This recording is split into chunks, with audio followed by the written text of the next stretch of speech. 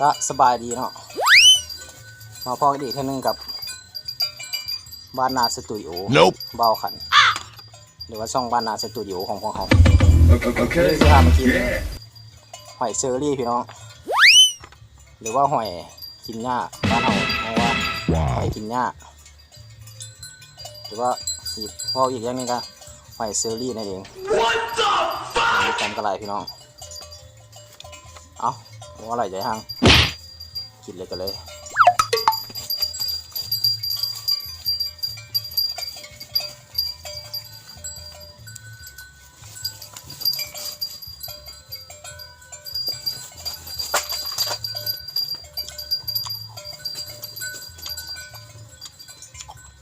ปุ่งบินตำกระไรขนาดนี้เนาะ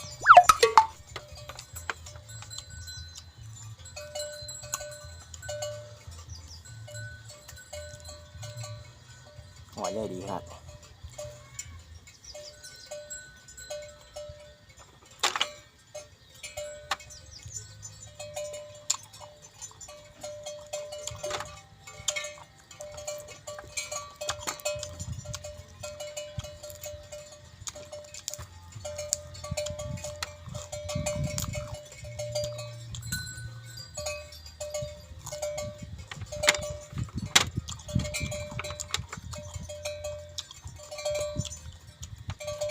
โอ้โหหัวใหญ่ดีครับตามันออกกันนะ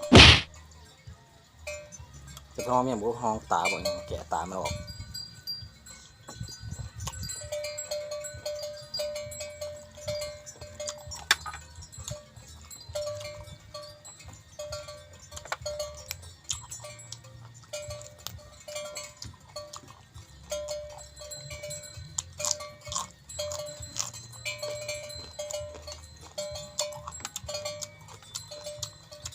มันเจ้าสุดเลย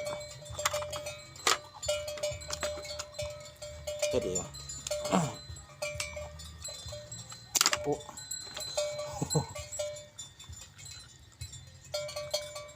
ข้าขนาดนี้เนาะ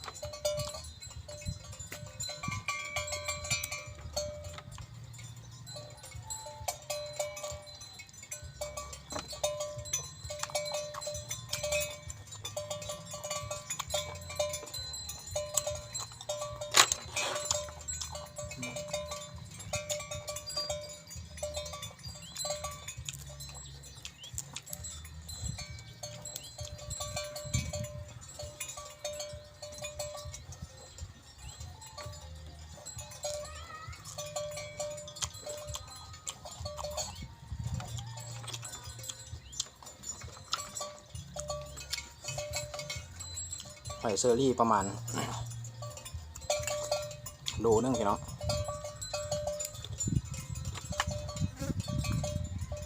วันนี้ก็อยู่ทงไห้ทงนาคือเก่าโอ้พระเจ้าจอร์จมันยอดมาก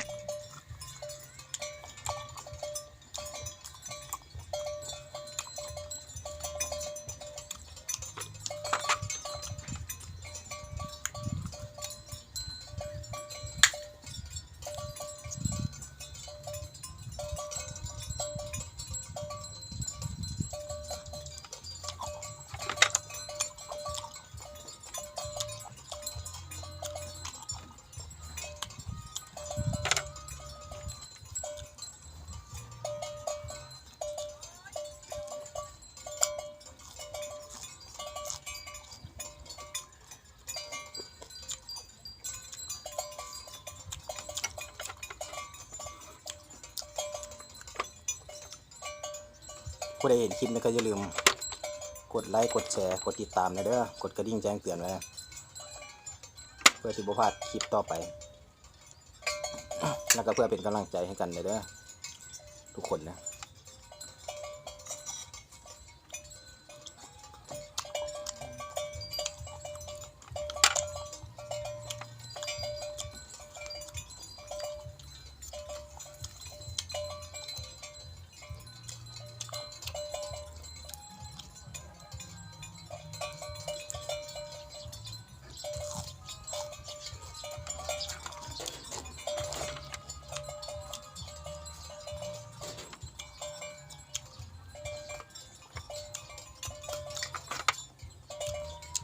ขี้หอยพี่น้อง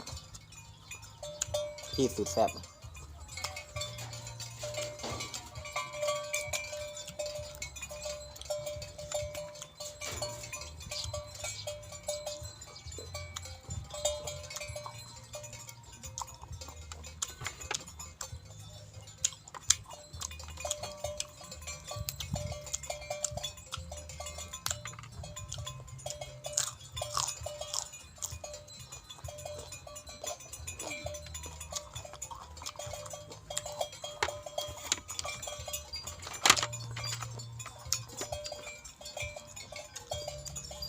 บรรยากาศ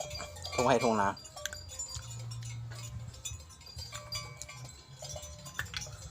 ธรรมชาติเย็นดีขนาดพี่น้องข้างล่างนี่ก็ทุ่งนาเดี๋ยวฟังเสียงงัวดิช่องแร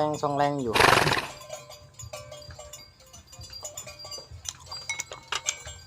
งัวบอกอะไรพี่น้อง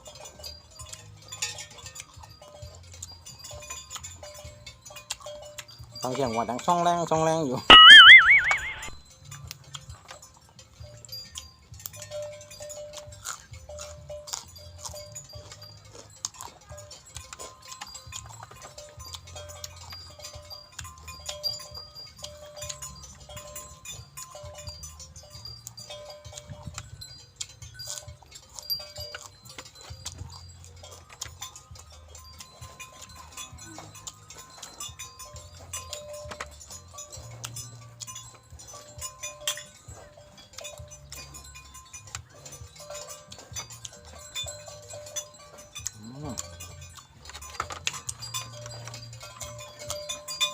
ข้าวขนาดพี่น้อง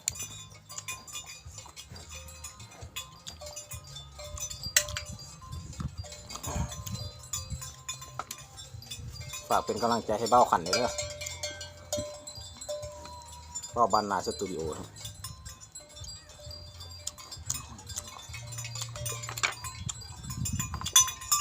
งอน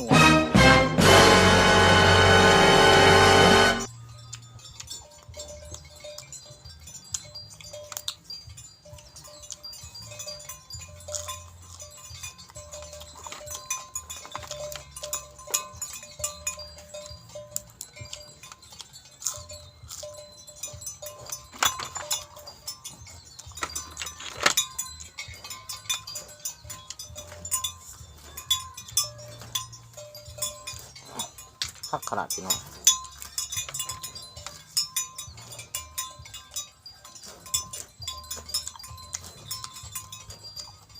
บริกินด้วยนะ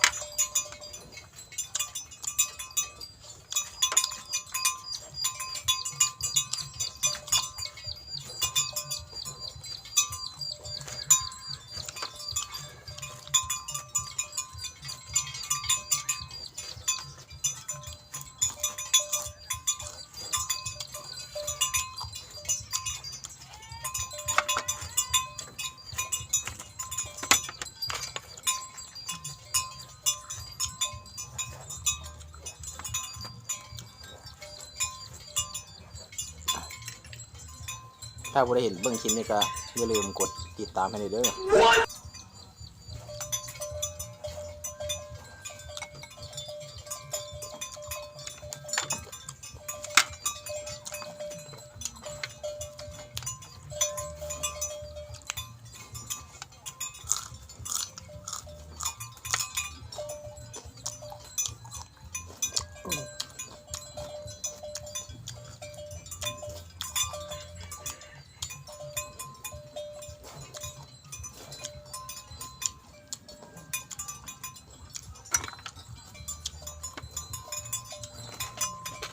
เผ็ดขนาดพี่น้อง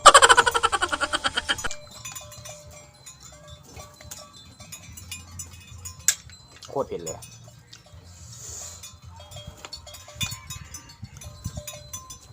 แล้วเจียวหอดบ่พอจุเจียวอีก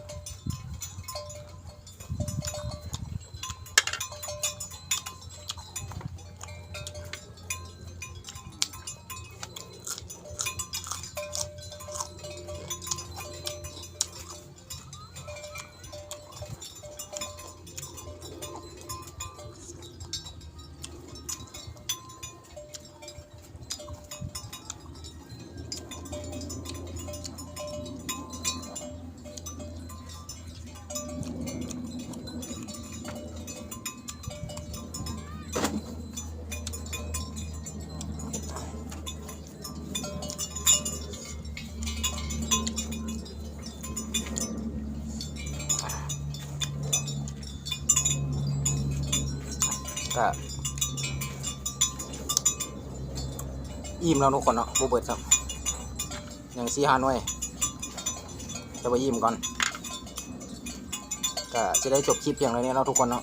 อันถ้าใครคือใจคลิปนี้ก็อย่าลืมกดไลค์กดแชร์กดติดตามกดกระดิ่งแจ้งเตือนไว้เลยเด้อเพื่อเป็นกำลังใจในการทำคลิปต่อไปเด้อทุกคนก็วันนี้ก็ขอลาไปก่อนบ๊ายบาย